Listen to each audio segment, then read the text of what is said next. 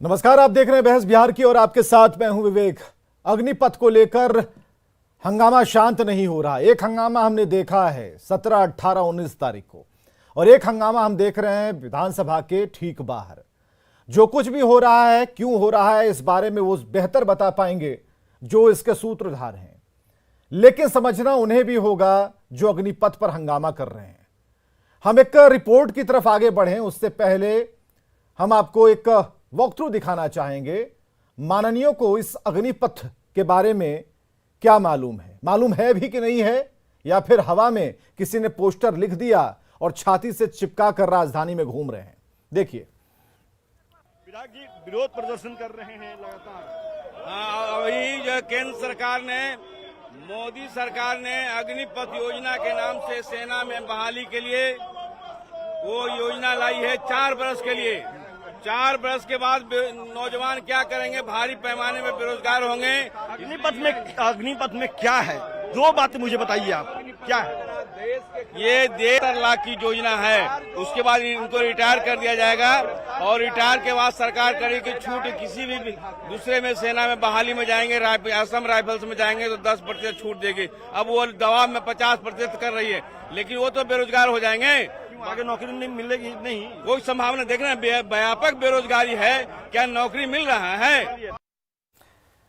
चलिए, अधजल गगरी छलकत जाए, यहां पर हिसाब किताब वैसा ही है। कितने की योजना है, क्या है, लेकिन किसी ने दे दिया लिख करके तो छाती पर टांग के घूम रहे हैं। अब चलिए एक रिपोर्ट आपको दिखाते हैं। होना था भाई, होना ही था। कैमरा बाहर था, बैनर बाहर थे, तो सदन के भीतर क्या होता? दुनिया को भी तो पता चले कि हंगामा होता कैसे। यही वो विपक्ष है जो कथित छात्रों को नैतिक समर्थन देता है।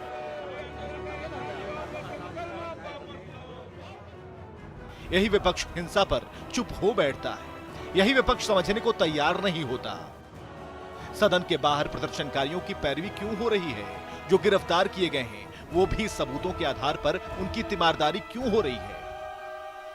योजना जो आया है अग्निपथ, तो ये गलत है देश भर के लिए।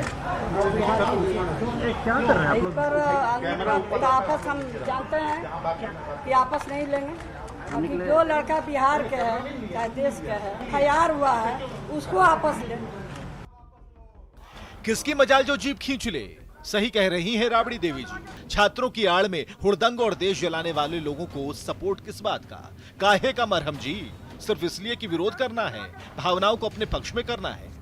आज सरकार से ज्यादा विपक्ष से सवाल हैं। सवाल है कि क्या देश मजबूत ना बने? क्या देश के युवा संयमित ना हो? क्या युवाओं के हाथ में हुनर ना हो? क्या देशभक्ति को नौकरी के साथ तो लेंगे? क्या आत्मनिर्भरता जरूरी नहीं है? क्या युवा अनुशासन युक्त ना हो? सवाल हैं तो हैं, और आपकी जिम्मेदारी ज्यादा है।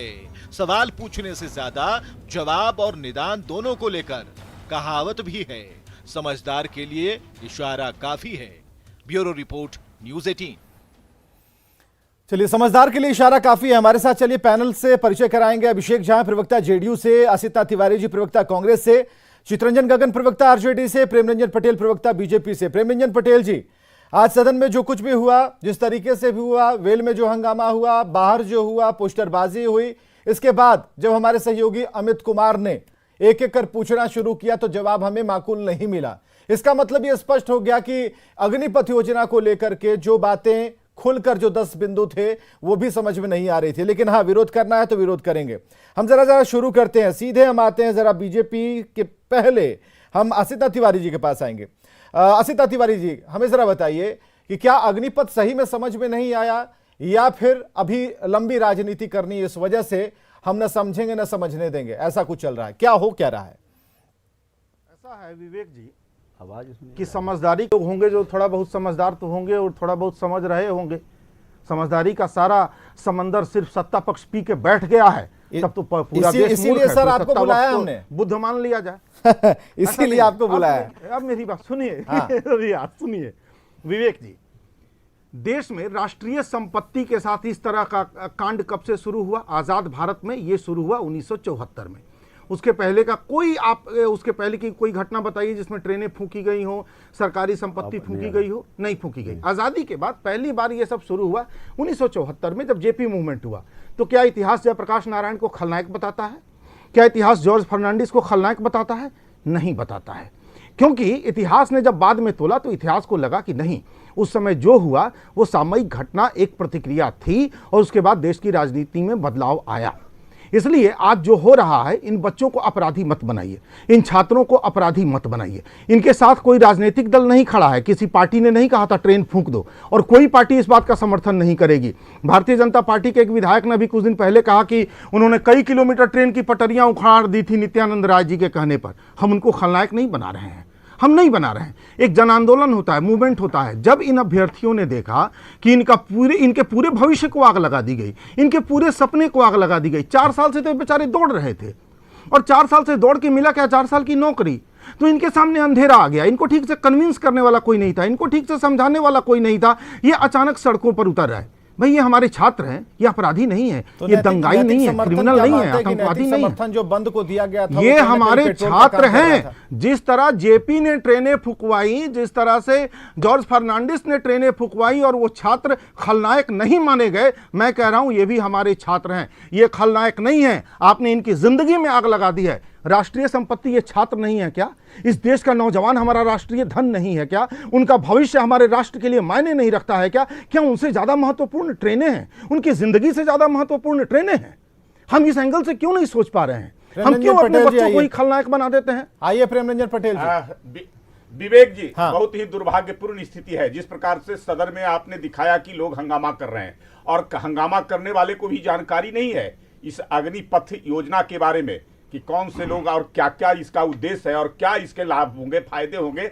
देश को फायदा होगा, समाज को फायदा होगा, जो उससे जुड़ने वाले हैं, अग्निवीर बनने वाले हैं, उनको क्या फायदा होगा, कोई जानकारी नहीं है। और जिस प्रकार से कहा जा रहा है कि 74 में पहली बार आंदोलन हुई थी, वो जनतंत्र की आंदोलन थी, वो सत्ता संघर्ष का आंदोलन था, एक अच्छी योजना के लिए नहीं था। किस प्रकार से जो है 74 के अंदर में राजनीतिक व्यक्तियों पर जो है कुठाराघात किया गया था, जेलों में बंद किया गया था, कोई आवाज सत्ता के खिलाफ नहीं उठा सकता है।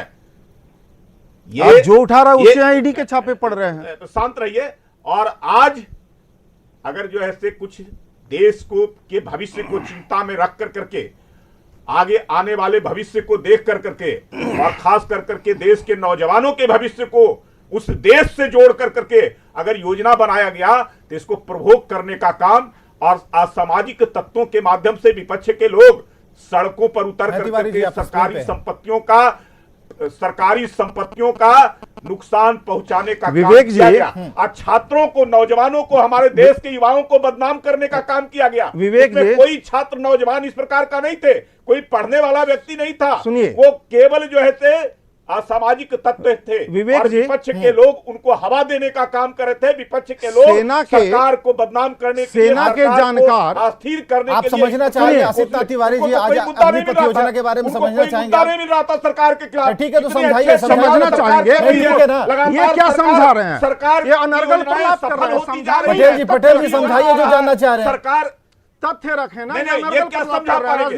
ये आज तक देश को नहीं समझा पाए, इतने सालों तक शासन में रहे हैं। नहीं, आज तक बता दीजिए तथ्य सुनने के लिए मैं नहीं बैठा हूं। देश के गरीबों को लिए बात करते थे कि गरीबी तथ्य पेश करने के लिए कह रहे हैं प्रेम रंजन पटेल, तथ्य पेश कीजिए। योजना समझाइए ना, अग्निपथ योजना समझाइए ना, बड़े विद्वान है तो समझाइए ना। चिंता हो रहा है, इनको क्या समझ में आएगा? अग्निपथ पर करनी है बात, कहां कर रहे हैं? फिर हम लोगों को ये चले अग्निपथ समझाने तो पता नहीं। सुनिए, अगर इनको समझ में आ जाता, ये देश की जनता को नहीं समझे, सिंह देश के लोगों को नहीं समझे, देश की समस्याओं को नहीं समझे। ठीक है पटेल जी।